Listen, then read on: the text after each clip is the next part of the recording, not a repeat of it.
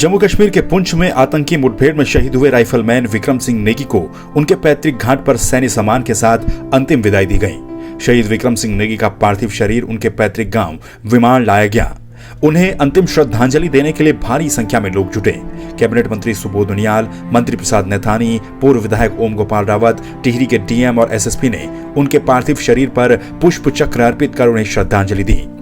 आपको बता दें कि जम्मू कश्मीर के पुंछ में आतंकवादियों से हुई मुठभेड़ में 17 गढ़वाल राइफल्स के राइफलमैन विक्रम सिंह नेगी शहीद हो गए थे, जो कि टिहरी गढ़वाल के विमाण गांव के निवासी थे।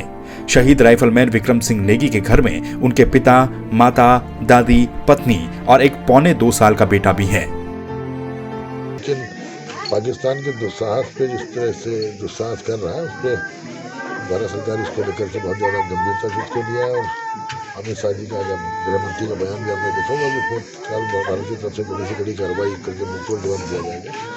लेकिन इन बच्चों का जाना, क्योंकि मेरे क्षेत्र से भी दो लोग हैं, अजय रौतेला और विक्रम से, और विक्रम बहुत छोटी उम्र के थे, लेकिन ऐसी उम्र में देश के लिए अपने को शहीद कर देना आज हमेशा के लिए अमर हो गया। और लोग हमेशा इनसे संघर्ष की प्रेरणा लेंगे कि देश के लिए शहादत देंगे। यूनिट का जब फ़ोन आया इनके घर में माँ के पास, तभी ये सूचना मिली और उसके बाद पूरा घर ही मातम में बदल गया है। पूरा गांव यहाँ पे इकट्ठा हो गया। और ये विक्रम सिंह नेगी जो कल आतंकवादी मुठभेड़ में शहीद हुआ है, ये मेरा ही घर के खास भतीजा था। और मैं ग्राम प्रधान नाते होने पे इन्होंने देश की सेवा में जितना योगदान दिया है, बहुत कम योगदान दिया, लेकिन वो ही एक बहुत ही सराहनीय है। वहीं टिहरी जिले के ही खाड़ी के पास रामपुर के रहने वाले सूबेदार अजय सिंह रौतेला भी देश के लिए शहीद हो गए। टिहरी के नरेंद्र नगर ब्लॉक के रामपुर खाड़ी गांव के निवासी सूबेदार अजय सिंह रौतेला के शहीद होने की खबर भी सामने आई, जिसके बाद से ही उनके गांव में मातम पसरा हुआ है। बताया जा रहा है कि उनका परिवार देहरादून के क्लेमेंट टाउन में रहता है। शहीद सूबेदार अजय सिंह रौतेला के 3 बेटे हैं। आतंकियों से लोहा लेते हुए वो भी देश के लिए शहीद हो गए। अमित है और ये पीछे मेरा भाई सुमित बैठा है। हम दोनों 12th में और अभी हम 12वीं की मतलब बोर्ड्स की तैयारी कर रहे हैं।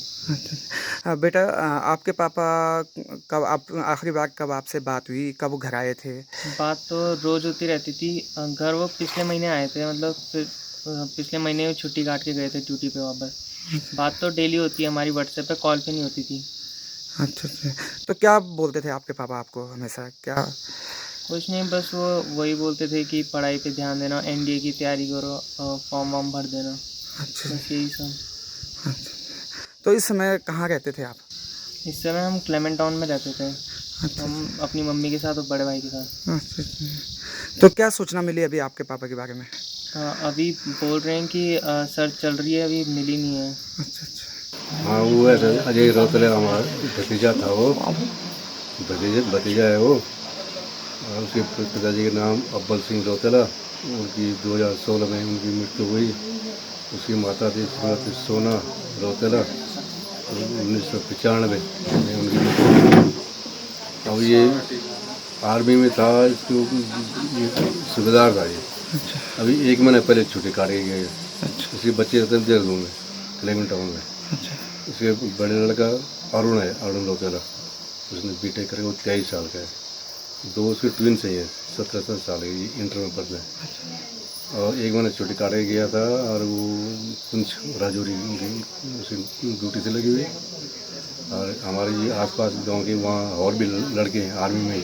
अच्छा। उनके द्वारा हमको यहाँ खबर मिली। उन्होंने अपने घरों में बताई कि भाई उसकी ऐसे के वहाँ गोली लगी। और तब जाके ये कल सुबह ऐसी सरसरी खबर चल सकी रिश्तेदारों से कि वहाँ 4 फौजी शहीद हो गए। बहरहाल टिहरी के 2 लालों ने देश के लिए अपनी जान कुर्बान कर दी है। एक तरफ जहां पुंछ में शहीद हुए राइफलमैन विक्रम सिंह नेगी का अंतिम संस्कार उनके पैतृक घाट पर किया गया, तो वहीं अब दूसरी शहादत की खबर आने के बाद पूरे जिले समेत पूरे प्रदेश में शोक की लहर भी है। संवाद 365 के लिए टिहरी से बलवंत रावत के साथ वाचस्पति रयाल की रिपोर्ट।